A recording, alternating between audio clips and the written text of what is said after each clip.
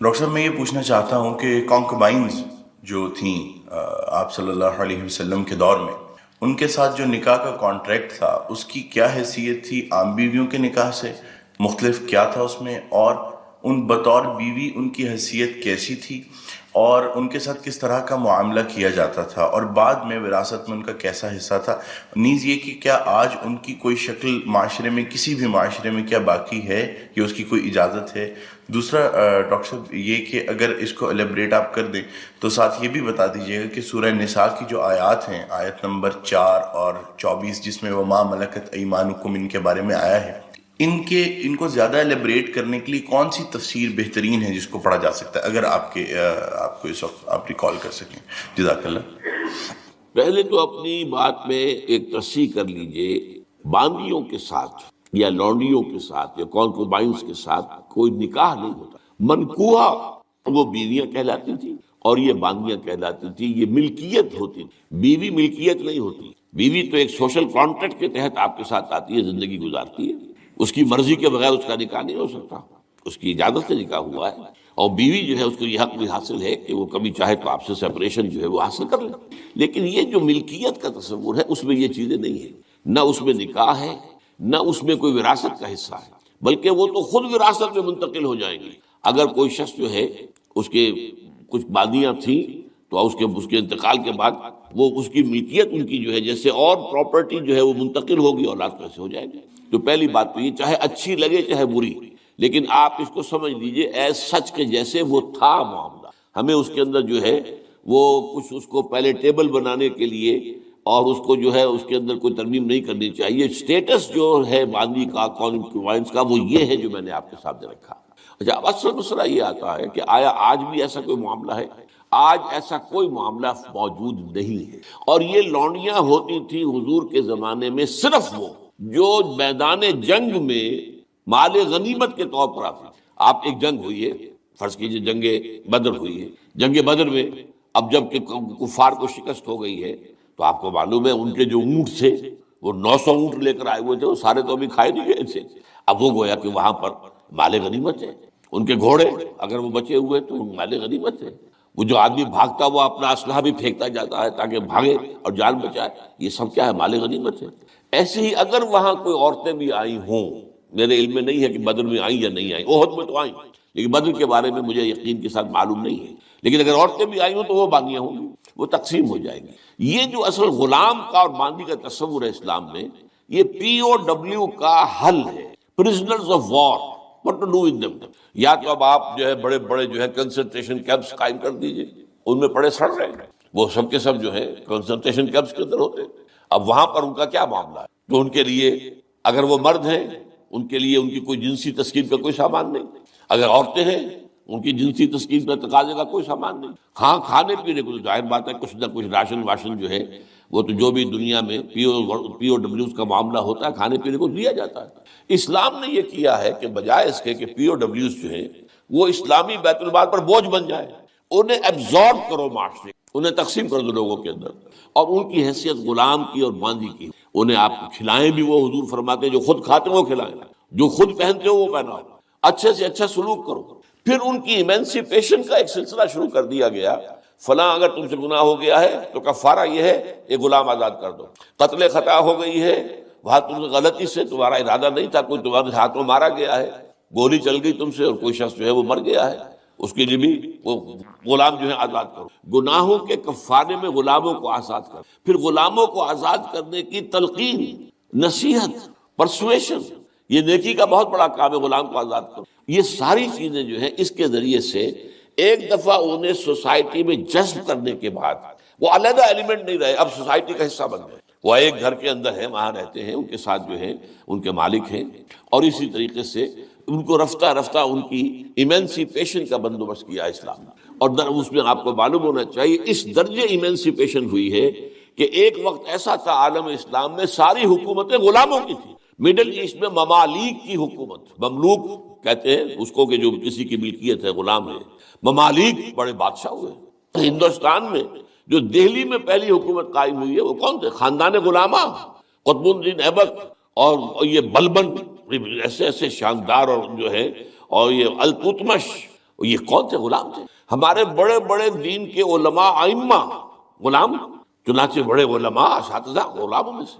تو اسلام نے یہ راستہ اختیار کیا ہے. البتہ آخری سوال کا یہ ہے جو میرے اپنے ذہن میں ہے کہ اسلام نے اس انسٹیٹیوشن کو فائنلی ایبروگیٹ کیوں نہیں کیا؟ ایبروگیشن جیسے آپ کو معلوم ہے سود کا معاملہ چلتا رہا، آخر میں آ کے سن 9 میں فائنلی طے کر دیا گیا حرام، اب اس کے قریب مت پڑے. اس کی حکمت میرے نزدیک یہ ہے کہ یہ خالص اسلامی جہاد ہونا ہے قیامت سے قبل ایک مرتبہ بہت بڑے پیمانے پر، جس کو کہا گیا ملاحم، اور جس پر پورے پورے باب جو ہے وہ احادیث کی کتابوں میں ہے. اس وقت میں سمجھتا ہوں کہ ضرورت پیش آئے گی اس انسٹیٹیوشن کو انووک کرنے کی کہ اس وقت پرزنرز آف وار کا معاملہ اس طور سے ڈیل کیا جائے.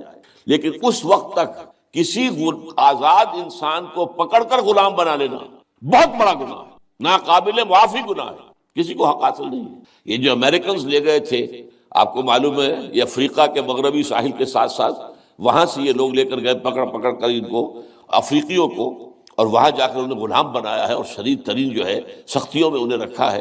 یہ معاملہ اسلام میں نہ کبھی ہوا ہے نہ اس کی کوئی اجازت ہے. کسی غلام، کسی آزاد انسان کو پکڑ کر زبردستی غلام بنا لینا، اس کی نہ کبھی اجازت رہی ہے نہ کبھی ہوگی. البتہ پرزنرز آف وار کے معاملے میں یہ شکل ہے جو اسلام میں رہی ہے، اور ہمیں اسی طریقے سے سمجھنا چاہیے.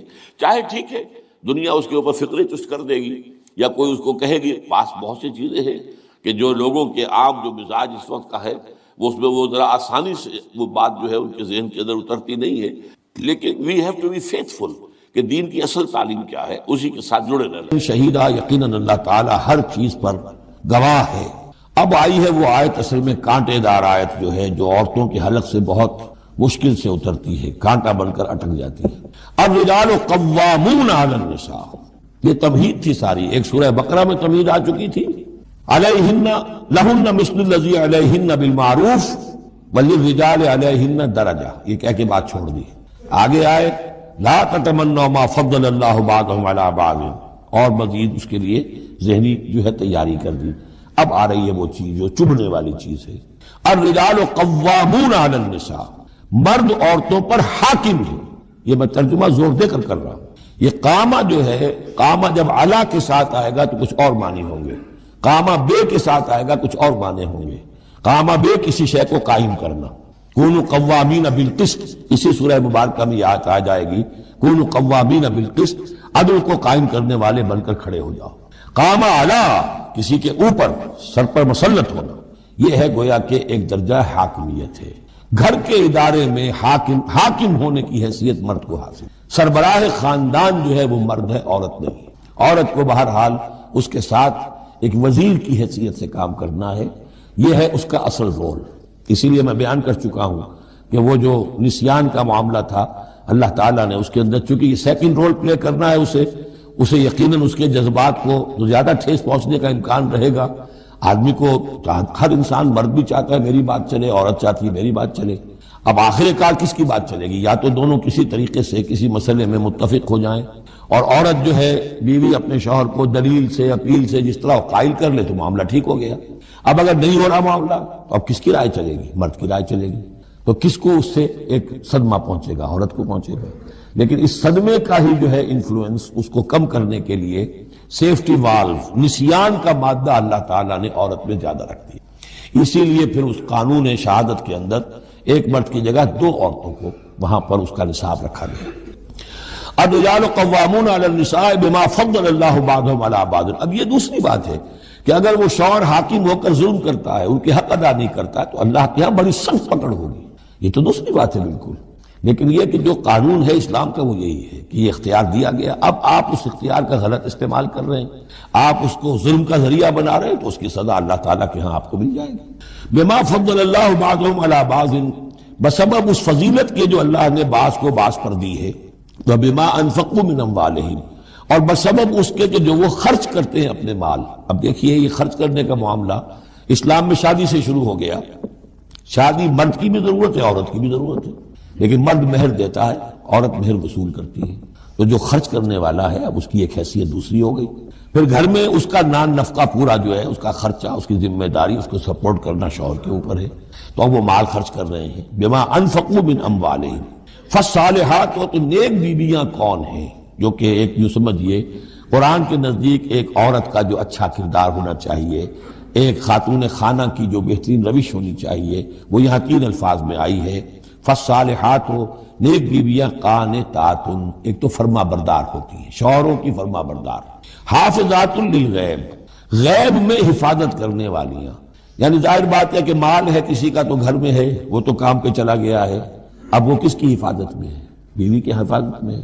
اسی طرح بیوی کی جو عصمت ہے وہ در حقیقت مرد کی عزت ہے، اب وہ اس کی عزت کی حفاظت کرے اس کی غیر موجودگی میں۔ اسی طرح مرد کے راز ہوتے ہیں، سب سے زیادہ بڑھ کر جو ہے رازدان وہ تو بیوی ہوتی ہے۔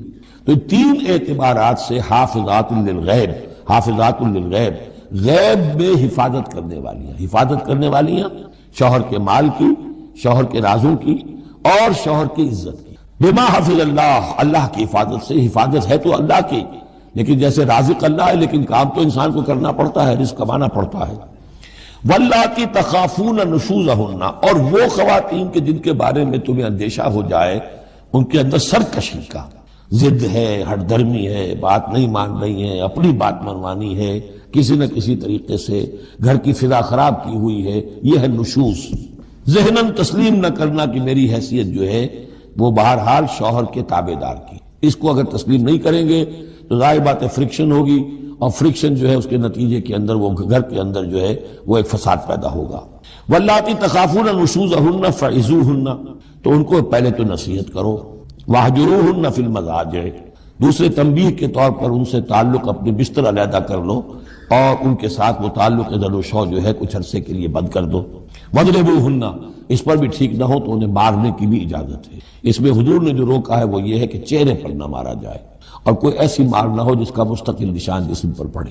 اب یہ چیزیں اللہ کا کلام ہے، اس کے اندر جو ہے کوئی ہمارے لیے کوئی جھجک نہیں ہے، معاشرتی زندگی کو ٹھیک رکھنے کے لیے اس کی ضرورت پیش آئے تو وہ بھی کرنی ہوتی ہے۔ فَإِنْ أَطَعْنَكُمْ، پھر اگر وہ تمہاری اطاعت کریں، فَلَا تَبْغُوا عَلَيْهِنَّ سَبِيلًا، تو اب ان پر خامخواہ کی زیادتی کرنا، پچھلے غصے نکالنا، بار بار جو ہے وہ اپنے غصے کا اظہار کرنا، یہ بھی ٹھیک نہیں ہے۔ ان اللہ کان علیٰ کبیرہ، یقیناً اللہ